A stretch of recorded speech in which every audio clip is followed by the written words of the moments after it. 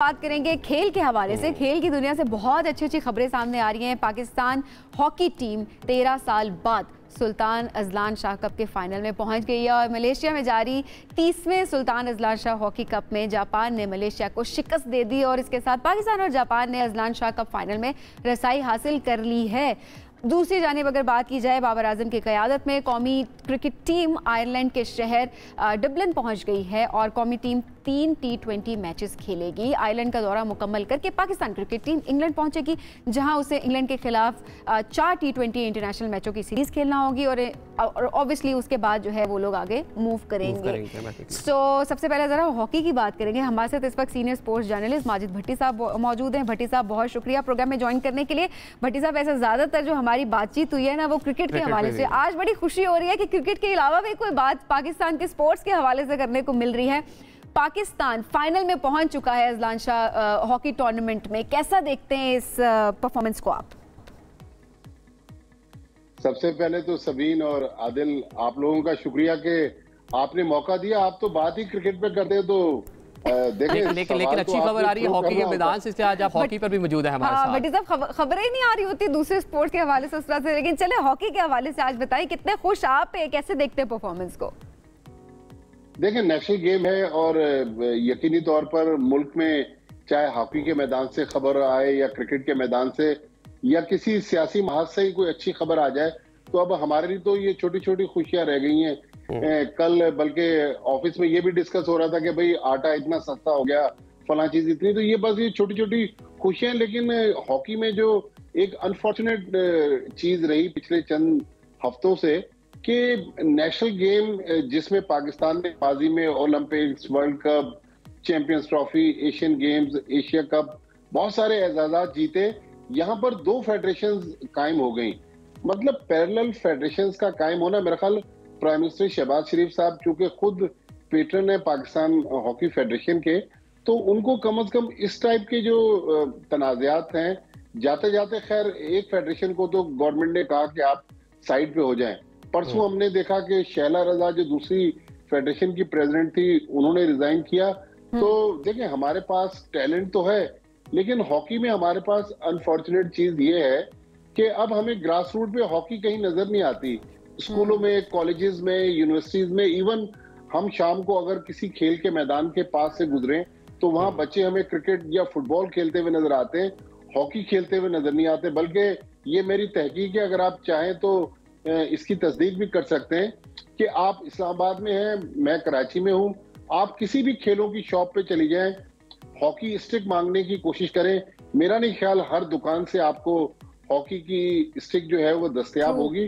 क्योंकि लोग, वो डिमांड एंड सप्लाई वाला मसला है ना, कि लोग हॉकी खेलने के लिए तैयार नहीं है।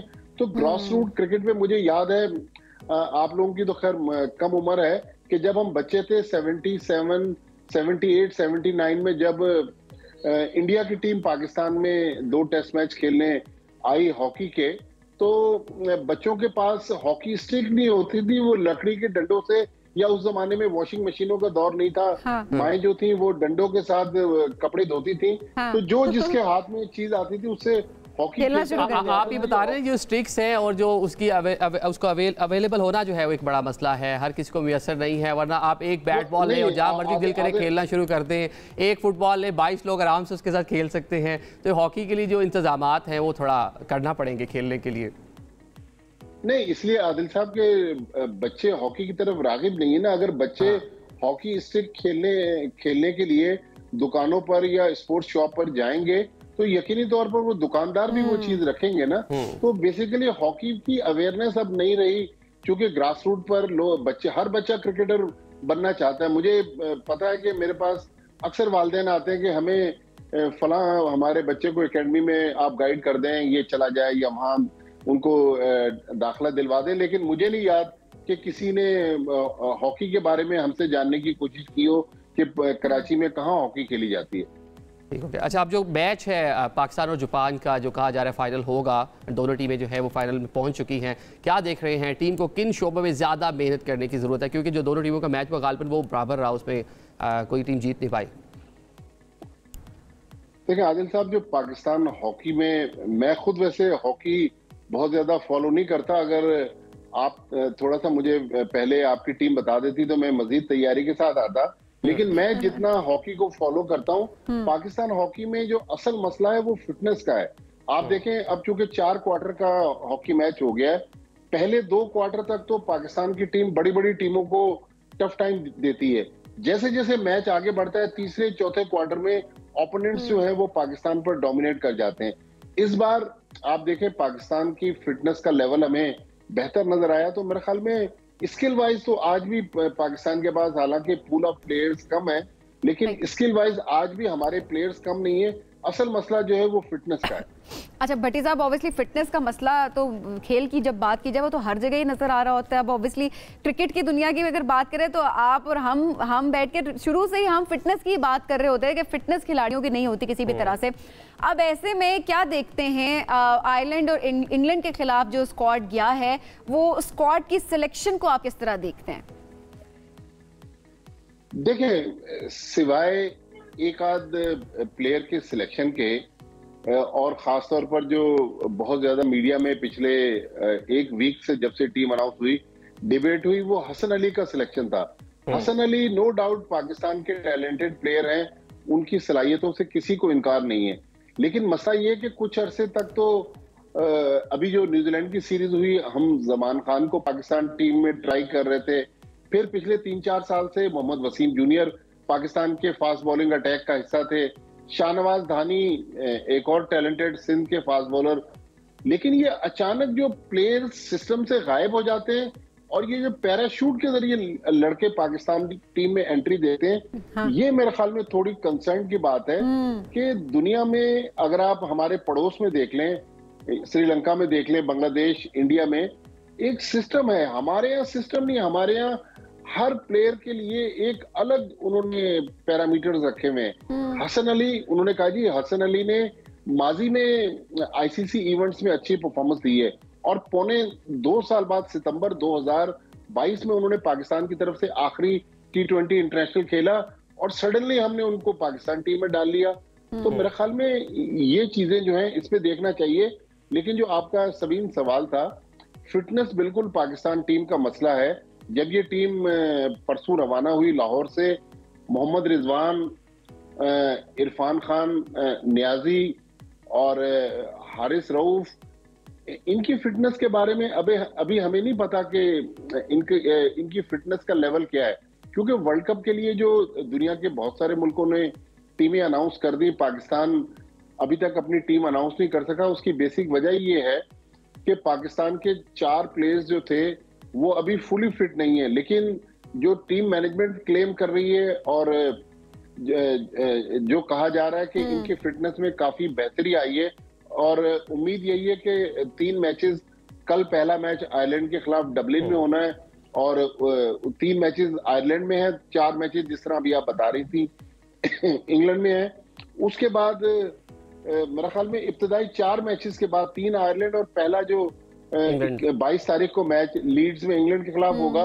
उसके बाद पाकिस्तान वर्ल्ड कप के लिए अपना स्क्वाड जो है वो फाइनल करेगा। लेकिन एक और कंसर्न की चीज जो कल रात सामने आई वो ये कि पाकिस्तान के प्रीमियर फास्ट बॉलर हैं मोहम्मद आमिर, जिनके पास ब्रिटिश की रेजिडेंसी है। आमिर को आज तक वीजा ही नहीं दिया आयरलैंड ने। अब आमिर, आपको याद है 2010 में अनफॉर्चुनेट इंसिडेंट था स्पॉट फिक्सिंग का, उसमें इन्वॉल्व थे।